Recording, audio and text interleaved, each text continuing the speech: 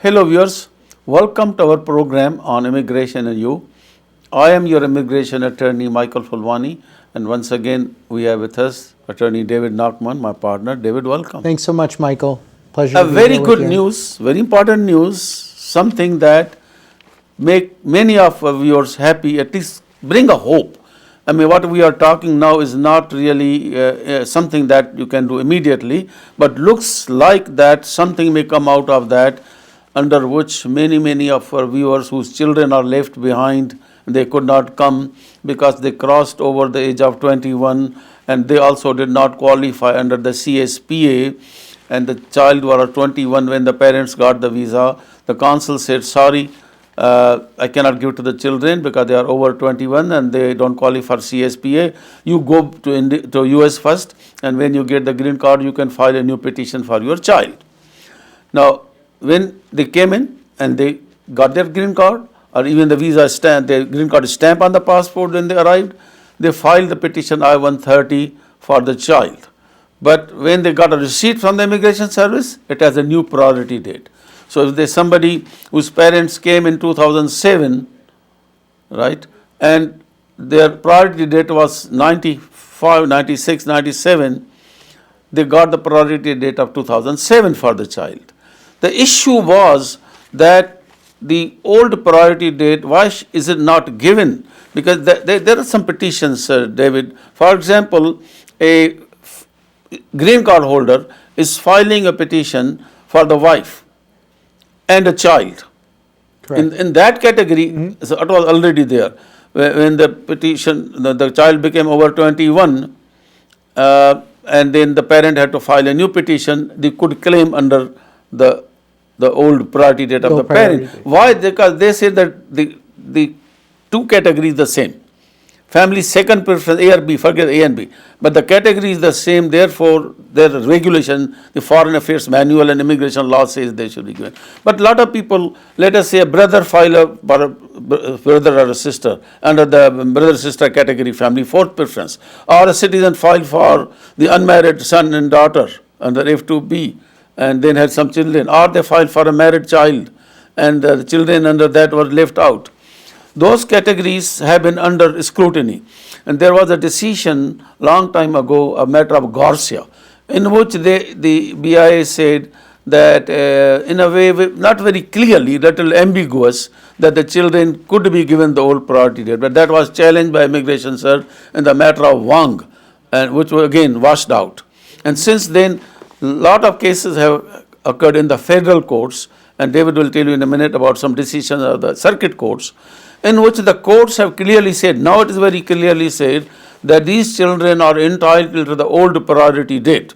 And the immigration service, that was the intent of the Congress, what the courts intent of the Congress, and therefore they should be. Now, what's going to happen from this point onwards is something that we'll talk about, and I can give some comments. Before that, David, you talk about what are these court decisions coming from? What do the court decisions say? Well, some of the court decisions, they respect the fact that the earlier priority date should be accepted, and some of the decisions say that they should be disregarded. So what we have essentially is we have a conflict between the circuits. Now, as you know, Michael, when you have a conflict between the circuit courts, what do you have to do? You have to go up to the Supreme Court, and the Supreme Court has to make a decision. So so clearly in this instance, where we have this conflict, we're going to have to rely upon the Supreme Court to make a determination so that all the circuit courts can be consistent with regard to the determination. So my comment is that you are right, some decisions, but my understanding is the majority of the recent decisions coming from the circuit courts, not just the lower courts, and the more decisions and coming from higher courts, that has a little change there. So what I am thinking, there are two ways this matter can be resolved. Either the Obama administration, hopefully Obama gets re-elected, and he has issued many administrative He can memos. make some kind of an administrative policy. Because initially when this started in the Garcia time, we asked the immigration service, what is going to happen now? Are you going to follow this?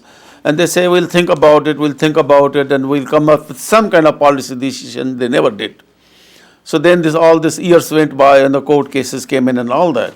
So I have a feeling that Obama administration can administratively agree with the circuit court decisions, that now the decision on the side of that issue, yes, we have reviewed the matter and we believe that is the right thing to do, and make a policy memorandum, right? Right. Then we can start. Or, as you said, Or the court go to the can Supreme decide- Court. Now, yeah. the Supreme Court decision is the law of the land. If Supreme Court says they are entitled, they are entitled. Even the Congress cannot change generally. I mean, become the law. Exactly. So this is a very good hope, isn't it? For many people.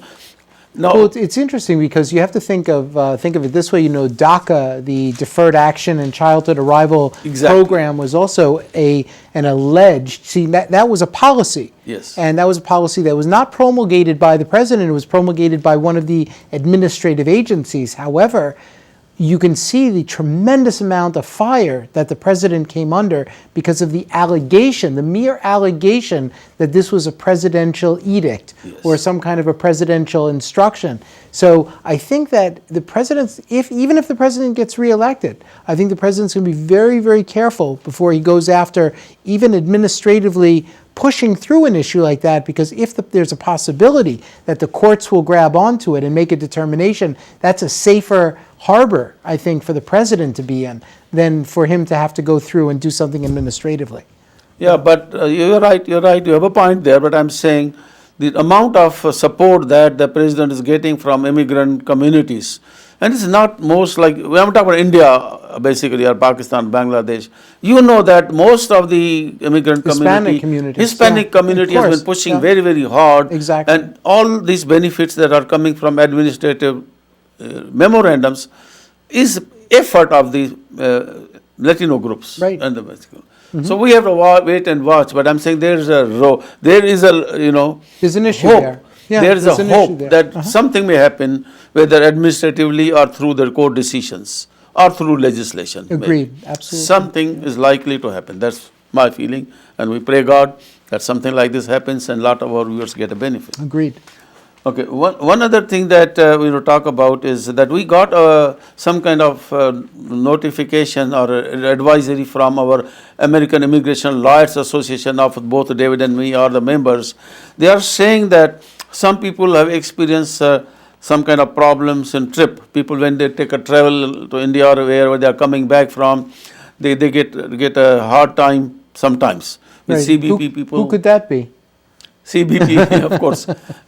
Sometimes, I'm not saying Right. always, sometimes. And sometimes they are sent for a secondary inspection, and sometimes people feel that they have not been treated fairly. They're trying to explain them, but they don't want to listen to them. Right. And one of our famous cases that You happened. mean like a special Bollywood star who's coming to speak in the United States That's could right, something like possibly that, have an issue in secondary inspection? yes, yes, I don't something like- understand how that could possibly Something like happen. that happened, like a superstar gets Right. into that. So what they are saying, that any of the viewers, if you experience any kind of problems with the CPP coming back, let us know, because that's what CBP people have said. I'm not saying our Lawyers Association not. CBP requested AILA that if you have any cases like that, please bring them to our attention so that we can look into this and see what we can do about this to resolve.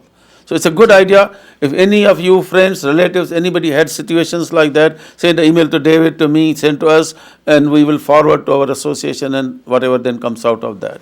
And it's interesting, Michael, that CBP is asking for input, because it seems like lately the administrative agencies and the ones that we interface with, I was, as I mentioned before, I was at the Vermont Service Center last week, meeting with the directorate, the Business Family Directorate and the Humanitarian Directorate, and last week also we had a meeting in Newark with the district director and his staff, excellent meeting, talking about giving input, resolving problems. It seems like CIS has taken initiative. They have an ombudsman's office.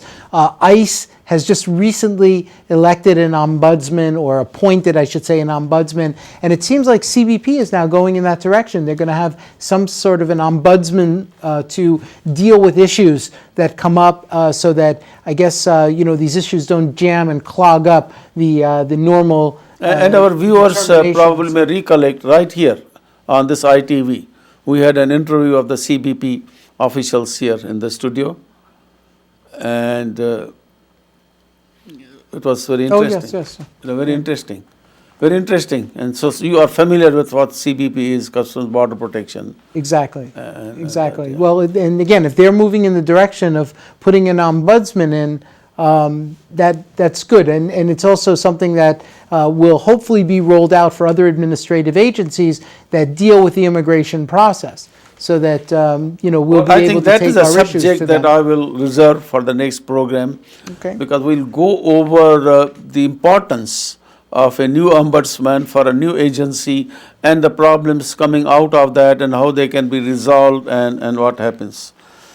Michael, I have a couple of quick items that I'd like to just chat about. I know that we do a great deal of trying to cross the spectrum between family immigration and employment immigration. One of the things that we recently discussed was the fact that there's a new LCA form that was going to be coming out. I just want to let everyone know that as of actually a couple of days ago, we got news from the Department of Labor that they're going to put that on the back burner, which means for our viewers that we're not going to see a new LCA at least for a year. And the reason why is because there were privacy issues with regard to the LCA. They didn't want to put individuals' names, salary levels, and information that violates people's privacy rights. So they